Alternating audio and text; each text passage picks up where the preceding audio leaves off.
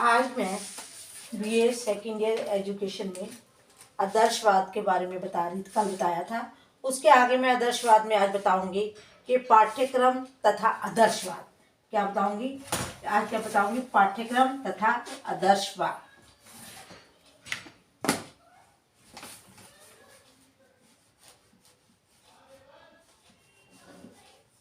पाठ्यक्रम तथा आदर्शवाद क्या है?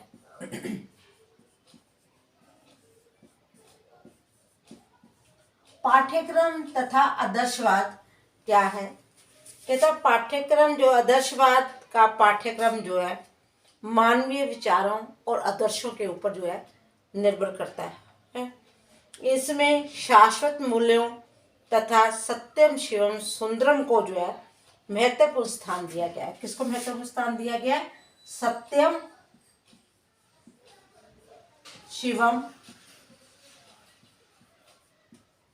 सुंदरम को महत्वपूर्ण जो नाम स्थान जो है दिया गया है।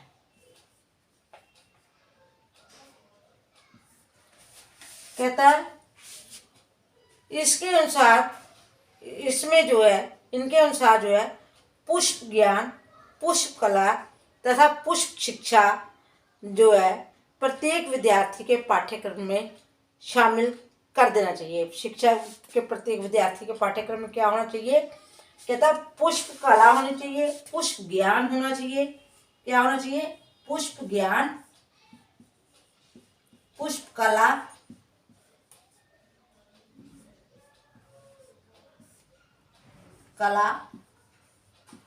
और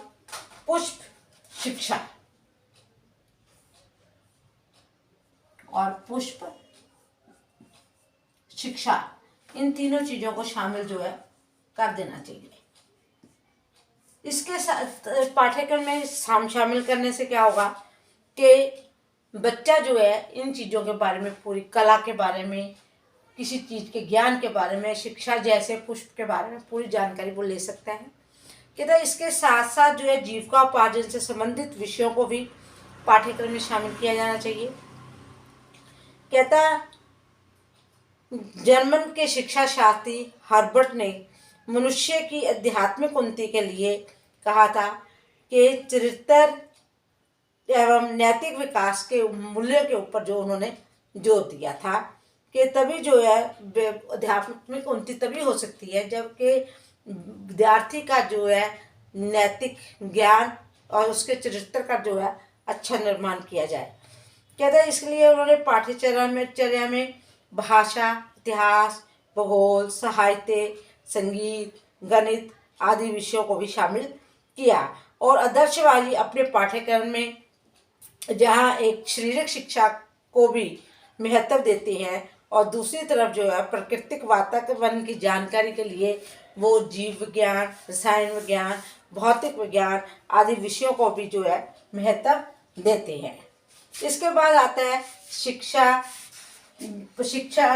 पद्धति तथा आदर्शवाद।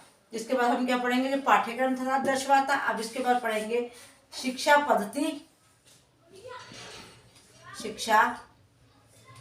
पद्धति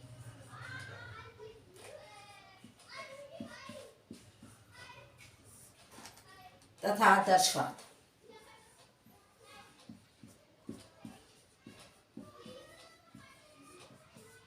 शिक्षा पद्धति तथा आदर्शवाद। अब देखो कहता शिक्षा के लिए जो है जरूरी है कि हमें कौन सी शिक्षा पद्धति जो है उसका जो है चुननी चाहिए जिससे कि बालक का व्यक्तित्व का सर्वांगीण जो है विकास हो सके। किसी भी शिक्षा पद्धति के लिए तभी उत्तम माना जाता है जो कि बालकों की पहुँच की अपनी जो है उनकी बुद्धि, योग्यता, आवश्यकता, क्षमता को दृष्टि को ध्यान में रखते हुए उनमें जो है ज्ञान प्रदान करने में सहायक सिद्ध हो।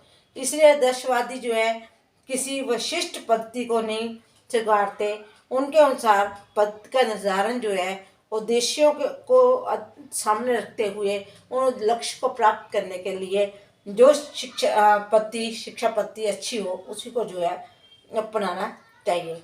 इसलिए कहते हैं जैसे खेल विधि है उसके ये जो आदर्शवादी जो है खेल पद्धति को भी अपनाने में संकोच नहीं करते। फ्रॉबेल ने जो है शिक्षण पद्धति को जो था आत्म प्रेरित क्रिया माना था। फ्रॉबेल ने क्या माना था? आत्म प्रेरित क्रिया जो था माना था।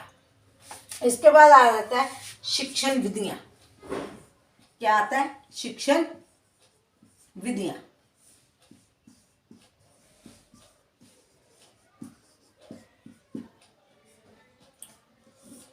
शिक्षण विधियां जो है कहता पाश्चात्य आदर्शवादी जो थे उन विचारकों ने अनेक जो है शिक्षण विधियों का विकास किया था।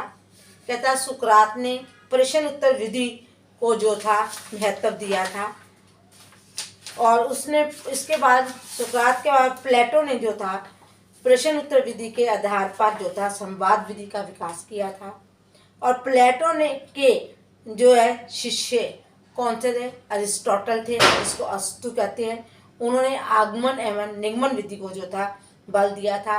आधुनिक जो आदर्शवादी हैं कहता दार्शनिक हैं, उनमें से हेगल ने तर्क विधि तथा पेस्टोलॉजी ने जो था अभ्यास विधि के ऊपर जोर दिया। रेने रिकार्ट ने सरल से जटिल की ओर चलने वाली विधि को जो था प्रदर्शित किया था। कल हम पढ़ेंगे शिक्षक तथा आदर्शवाद। धन्यवाद।